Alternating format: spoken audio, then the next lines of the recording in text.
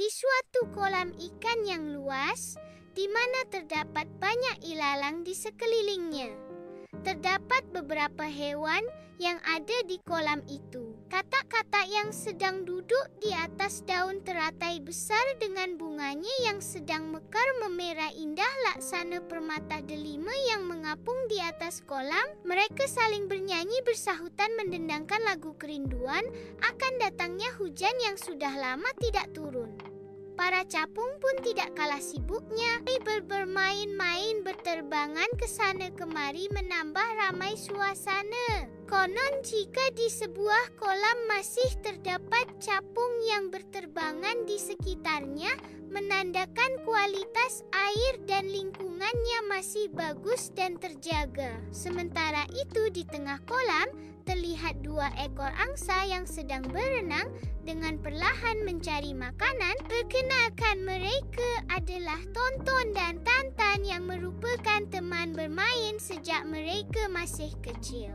Tantan memiliki bulu berwarna putih sedangkan Tonton bulunya berwarna hitam. Keduanya merupakan angsa yang baik hati, namun terkadang Tonton suka mementingkan dirinya sendiri dan enggan berbagi. Hari ini cerah sekali ya, langit berwarna biru cerah, hanya ada awan putih yang nampak, ucap Tantan sambil menatap ke atas. Iya betul, hari yang sangat menyenangkan, makanan pun hari ini sangat melimpah, jawab Tonton sambil menunduk memakan tanaman dan gulma di kolam. Sebenarnya aku sedang tidak bisa mengambil makanan yang ada di bawah aku. Leherku sedang sakit, terluka terkena duri ketika mencari makanan di sekitar pohon salak tempo hari, ucap Tantan lirih. Tonton seperti tidak mendengar apa yang Tantan ucapkan. Ia masih sibuk mencari makan seorang diri tanpa ada keinginan untuk berbagi atau menolong mengambilkan makanan untuk Tantan yang sedang kesulitan mencari makan. Karena merasa lapar dan tidak bisa mencari makanan di kolam itu, Tantan lalu berpikir untuk mencari makanan di luar kolam saja dengan harapan ia dapat lebih mudah mencari makanan. Tonton, aku mau mencari makanan di kolam luar saja.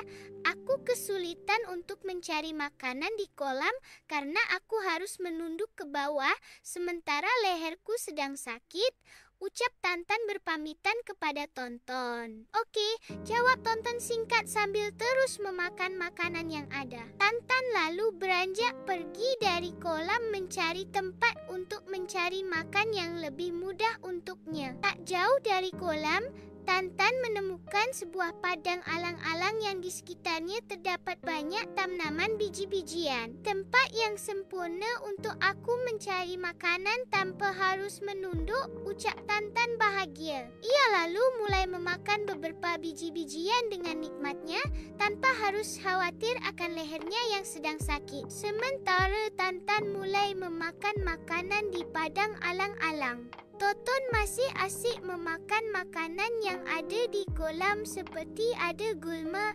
ikan-ikan kecil dan beberapa tanaman air. Tonton makan dengan sangat lahap sehingga Tonton tidak menyadari di dekat tempat ia sedang makan ada beberapa cangkang dari siput yang sudah tidak bertuan yang mengambang. Tonton pun akhirnya memakan cangkang rumah siput yang cukup besar itu tanpa ia sadari, yang membuat Tonton tersedak bahkan cangkang siput tersebut tersangkut di tenggorokan Tonton. Tonton ingin memuntahkan cangkang siput itu, namun beberapa kali ia coba masih tetap gagal. Tonton merasa sangat kesakitan. Ia melihat sekitar, berharap ada yang bisa membantunya, namun sayangnya tidak ada satupun yang bisa ia minta pertolongannya. Ia teringat akan temannya Tantan yang sedang mencari makanan di tempat lain. Ia menyesal kenapa ia tidak berbagi atau menolongnya untuk mencari makanan. Jika ia bisa melakukannya, maka ia yakin Tantan tidak akan pergi mencari makanan ke tempat lain dan bisa membantunya keluar dari kesulitan ini. Di tengah keputusasaan dan rasa sakit yang ia rasakan, ia mencoba untuk berteriak meminta tolong. Namun saat ia berteriak meminta pertolongan, hanya paruhnya saja yang bergerak, tapi tidak ada suara yang keluar dari paruhnya. Tercekat dan berhenti di tenggorokan. Selain rasa sakit yang kian terasa akibat cangkang siput yang tersangkut di tenggorokannya, ia juga kembali mengingat pesan dari ibunya agar selalu berbagi dan tolong-menolong antar teman-temannya. Tonton bertambah sedih karenanya. Ia sangat merindukan Tantan temannya yang selalu setia tanpa pamrih membantunya. Tak ada yang bisa ia lakukan sekarang, hanya terus mencoba untuk berteriak minta tolong. Meskipun masih belum ada suara yang keluar dari Tonton, namun kali ini ada sedikit suara yang keluar dari mulut Tonton. Tolong! Tolong! Teriak Tonton lirih, meskipun tidak terlalu keras terdengarnya. Dari kejauhan, Tantan yang sedang menikmati makanannya, sayup-sayup mendengar suara rintihan yang meminta tolong. Apa aku tidak salah dengar ya? Seperti ada suara yang meminta tolong dari arah kolam. Tanya Tantan kepada dirinya sendiri tidak yakin. Tiba-tiba ia teringat ada Tonton yang sedang berada di kolam itu. Astaga Tonton! Pekik Tantan bergegas menuju kolam. Setelah sampai di kolam itu, Tantan melihat Tonton dengan kepala mendongak ke atas, sedang berteriak-teriak kesakitan. Tonton, apa yang terjadi? Kamu terlihat sangat kesakitan seperti ini?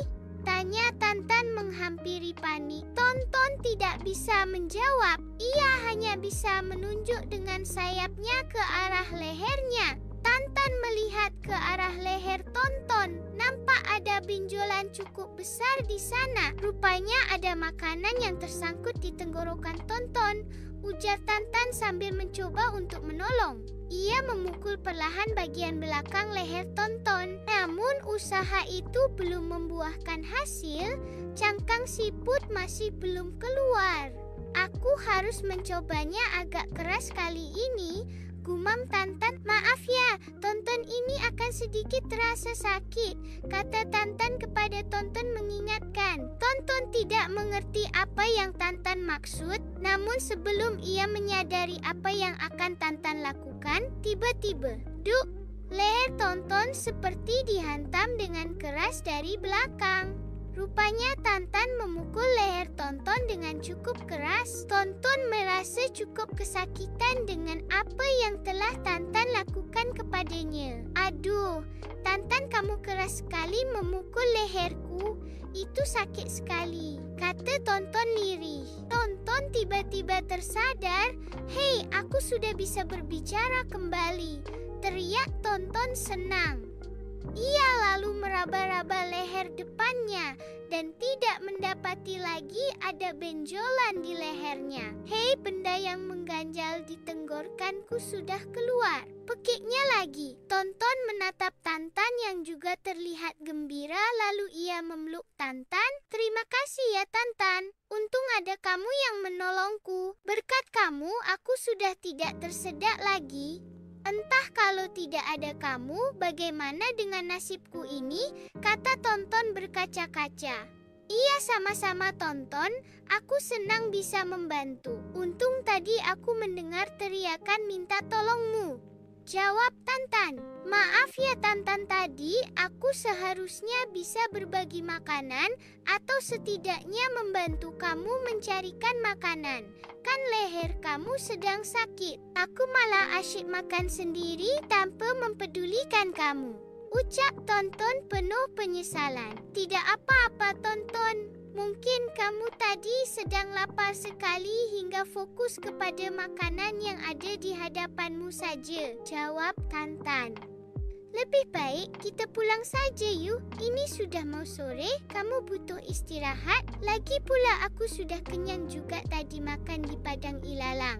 Ajak Tantan, ayo kita pulang. Sekali lagi, maaf atas sikapku yang tidak berbagi dan terima kasih juga atas pertolonganmu, kata Tonton. Mereka lalu keluar dari kolam dan berjalan menuju ke rumah dengan diiringi langit sore yang mulai menguning.